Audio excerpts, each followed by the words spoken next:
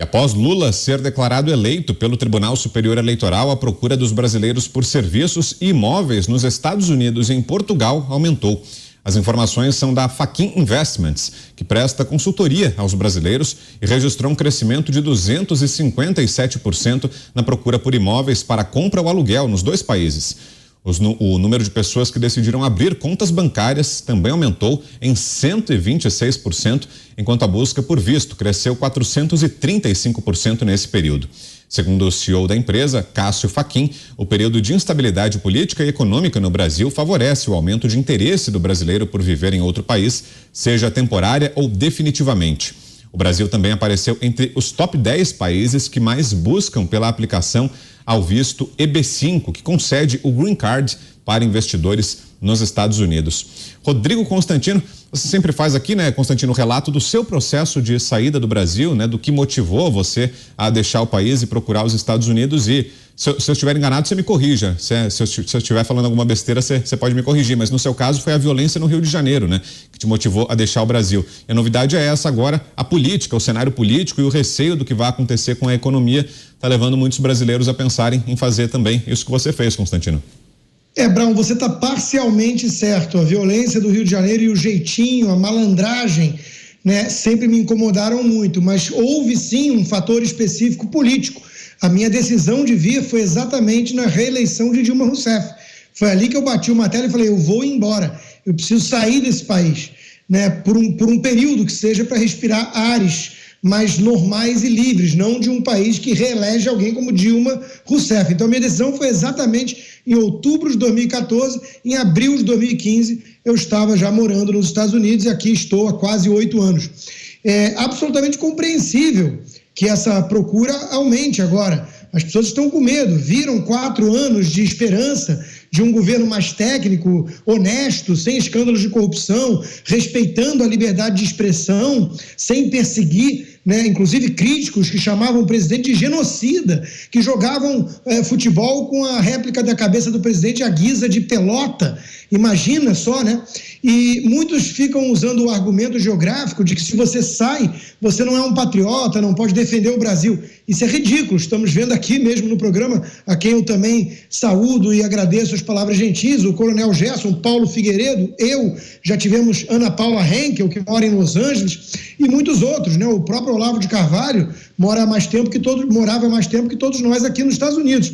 Essas pessoas entendem que muitas vezes um movimento de resistência a uma quadrilha organizada com um manto de socialismo, né, essa resistência precisa vir de fora. Por motivos óbvios, a gente aqui tem um pouco mais de ousadia, um pouco mais de coragem, porque os tentáculos de um certo ministro do Supremo, eles têm um limite, eles têm algumas restrições quando atravessam a fronteira, principalmente para chegar num país livre, que não reconhece o crime de opinião, né? Então, é disso que se trata. As pessoas têm direito de buscar o melhor para a sua família, para os seus filhos, para o seu futuro. E essa procura vai aumentar porque muita gente teme pelo que vai acontecer no Brasil nos próximos anos e com toda razão. Concorda, coronel? É justificado esse receio? É justificado, sim. Eu conheço esse processo e talvez até um pouco mais profundo até do que o próprio Rodrigo, porque ele veio nesse período da Dilma Rousseff que eu acompanhei bem. Eu ainda estava no Brasil, eu estava exatamente deixando o serviço ativo das Forças Armadas e passei a estar mais aqui nos Estados Unidos porque a minha família migrou para cá. Meu pai migrou em 1984. Então, naquele período, a migração de brasileiros era normalmente vindo por um visto de turista e aqui permanecia e depois mudava o seu status, obtendo aí uma permissão de trabalho e obtendo o Green Card com a autorização inicial, né, para que pudesse trabalhar até que conseguisse a residência permanente e depois até a cidadania. Esse foi o trajeto da minha família aqui nos Estados Unidos na década de 80 do século passado. Então eu acompanhei essas diversas ondas de imigração para cá.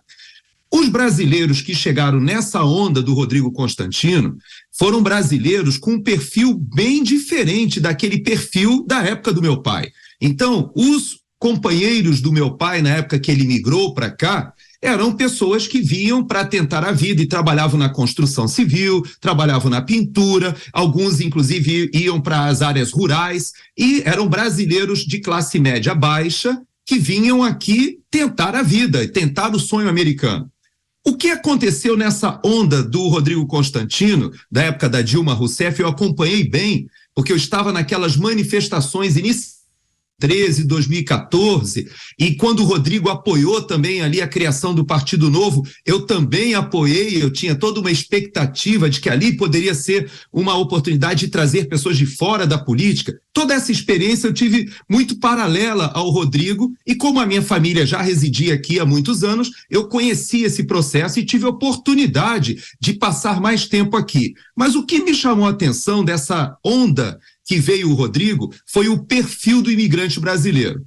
Veio uma enorme quantidade de investidores. Quando você citou o EB5 já teve exigindo $500 mil, eu estava lendo agora aqui, me parece que atualmente são $800 mil que você precisa investir em um projeto aqui nos Estados Unidos para obter o Green Card. Você imagina, quem teria $800 mil para investir para obter uma residência permanente aqui nos Estados Unidos? Pois é, mas tem muita gente no Brasil que está vindo para cá agora aplicando para esse visto. O que significa em termos práticos para o brasileiro? É que o mesmo fenômeno que aconteceu na Venezuela, em que primeiro sai a classe média alta, primeiro saem as pessoas ricas, saem os investidores, saem os empreendedores, saem os donos de grandes empresas. Depois vai saindo a classe média ali intermediária, que coloca os filhos para estudar no exterior, por via das dúvidas pega um visto de estudante e fica um tempo para ver como vai acontecer. E o Rodrigo, nesse tempo para ver como o que vai acontecer, ele acabou já passando aí 10 anos.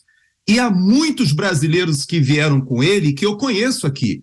E vários deles, por incrível que pareça, Rodrigo, estavam planejando voltar para o Brasil e outros, inclusive, estavam investindo em negócios no Brasil. Por quê? Por exemplo, eu conheço aqui uma família que trabalha com peças de motores diesel. E eles estavam na Europa, participando das feiras na Europa, e perceberam que as fábricas na Europa estavam com muita dificuldade por causa da crise energética. E imediatamente ele pensou, vou começar a trazer peças do Brasil. Por quê? Porque a indústria de autopeças diesel no Brasil também é alemã. E ela estava crescendo no Brasil, todo mundo querendo investir no Brasil. E todos agora se frustraram e falaram, não, para, agora não é o momento de retornar para o Brasil. E pior do que isso, vários amigos, empreendedores da empresas de construção, do setor de agronegócios, muita gente que estava investindo parou e falou, bom, agora não é o momento de investir, então agora é o momento de mandar um filho para o exterior, de talvez abrir um negócio no exterior, talvez aplicar para um visto de trabalho, e o que está acontecendo hoje é uma leva, é uma onda do setor produtivo, da classe média alta e daqueles que poderiam estar investindo no Brasil, que vão deixar de contribuir, porque vão deixar de recolher impostos, vão deixar de gerar posições de trabalho e, ao mesmo tempo, trarão os seus investimentos para locais mais seguros. É lamentável essa rocada que aconteceu em tão pouco tempo no Brasil. Você, Mota? Olha, quem quer ouvir pessimismo é melhor procurar em outro lugar, porque eu sou otimista. O exílio é uma das coisas mais tristes que podem acontecer a uma pessoa. Infelizmente, esse foi o destino de milhões de cidadãos latino-americanos.